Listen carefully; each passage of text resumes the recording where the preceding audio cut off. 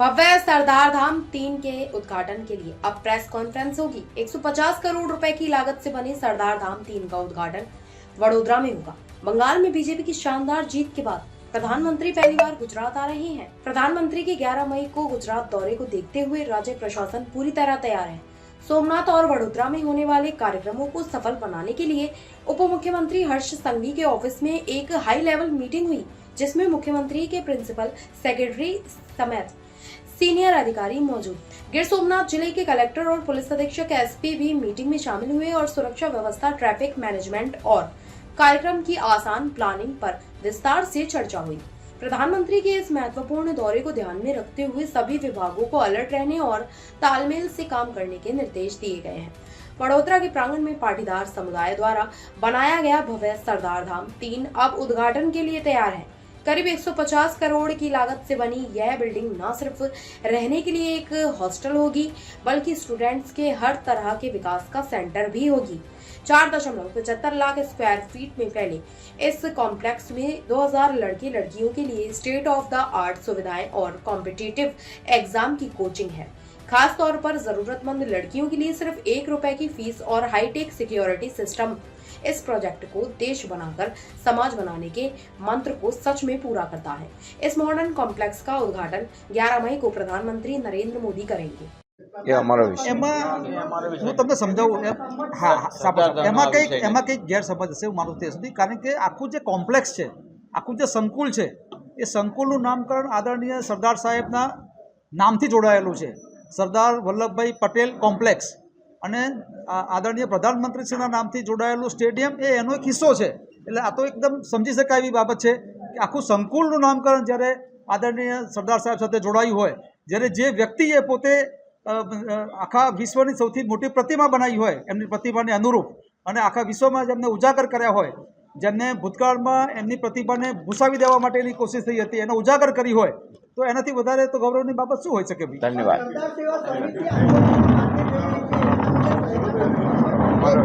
એ કંઈ ગેરસમજ હશે, ગેરસમજ દૂર થઈ જશે, ચિંતા ના કરો।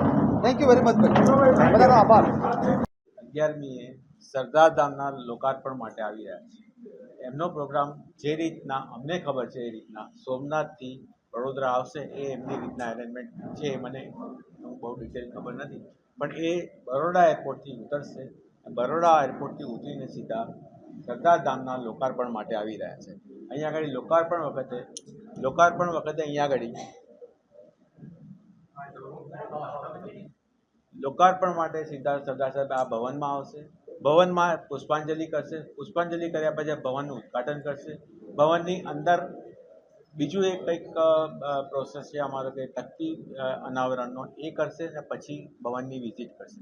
ભવનની વિઝિટ પતી ગયા પછી સીધા એ પંડાલમાં જશે, જે મેઇન આપણો પંડાલ છે ત્યાં આગળ આવશે ને ત્યાં આગળ પછી આગળનો પ્રોગ્રામ ચાલુ રહેશે।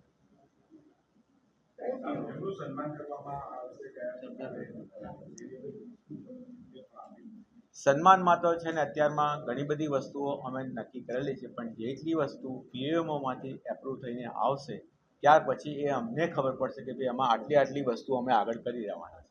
સન્માન એમનું કરવાના છે એ પાટીદાર સમાજનું જે તમને હમણાં ગોરધનભાઈ સાહેબે જણાવ્યું એ પ્રમાણે કરવાનું છે। અમે એક સરદાર રત્ન એવોર્ડ સંપૂર્ણ સરદાર ધામ દ્વારા જે સાહેબનું સરદાર રત્ન એવોર્ડથી સન્માન કરવાનું છે, સરદાર ગૌરવ રત્ન એવોર્ડથી સન્માન કરવાનું છે, એ એવોર્ડની ડિઝાઇન અમે ઘણા સમય પહેલાં એક રજિસ્ટર કરવા માટે ઓલરેડી એની એપ્લિકેશન કરી દીધી છે। એ એવોર્ડ અમે લોકો સંપૂર્ણ સોનામાંથી બનાવી અને આદરણીય પ્રધાનમંત્રીશ્રીને અર્પણ કરવાના છીએ। કદાચ અમારા ધ્યાનમાં છે ત્યાં સુધી આ રીતે કોઈ સમાજ દ્વારા આદરણીય પ્રધાનમંત્રીશ્રીને એવોર્ડ આપીને સન્માન કરવા માટેનો આ એક પાટીદાર સમાજનો નમ્ર પ્રયાસ છે। આદરણીય મોદી સાહેબને સન્માનની કોઈ જરૂર નથી, પણ મેં કીધું એ પ્રમાણે જ્યારે મોદી સાહેબે સરદાર સાહેબના સપનાના ભારતનું નિર્માણ કરવા માટેનો પ્રયાસ કર્યો હોય, એમાં સફળતા મેળવી હોય, એવી અનેક જનકલ્યાણકારી યોજનાઓ કે જેના માધ્યમથી ભારતની લોકોને પીડામાંથી મુક્તિ મળી હોય, મુક્તિ મળી રહી હોય, તો એવા સૌથી મોટી પ્રતિમા બનાવી હોય, આ બધી બાબતો મેં માની લીધી। તો એના પરિપ્રેક્ષમાં આખો સમગ્ર પાટીદાર સમાજ વતી સરદાર ધામ આદરણીય પ્રધાનમંત્રીશ્રીને સરદાર ગૌરવ રત્ન એવોર્ડથી સન્માનિત કરે છે.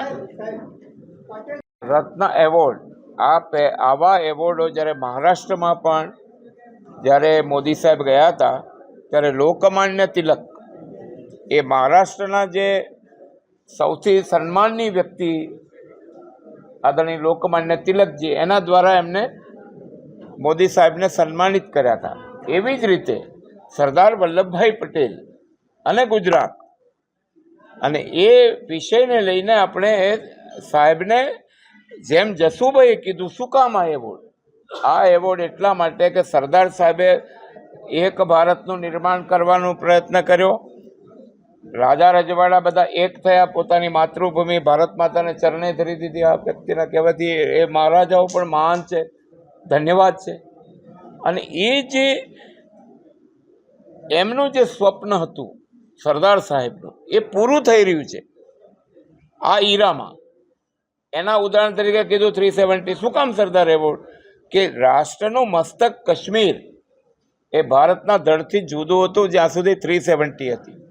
જ્યાં સુધી દેશની જે પ્રકારની માનસિકતા હતી એમાં રાષ્ટ્રને આજે દુનિયામાં ક્યાંય પણ જાઓ તો ભારતનું નામ ગૌરવથી લેવાય છે. વેરેવર યુ ગો. તો ગ્લોબલી ભારતનું નામ કર્યું છે, ભારતને એકજૂટ કર્યું છે. અને એટલે મોદી સાહેબ કહે છે એક ભારત શ્રેષ્ઠ ભારત. એટલે આ એવોર્ડ એમના નામથી આપ્યો છે.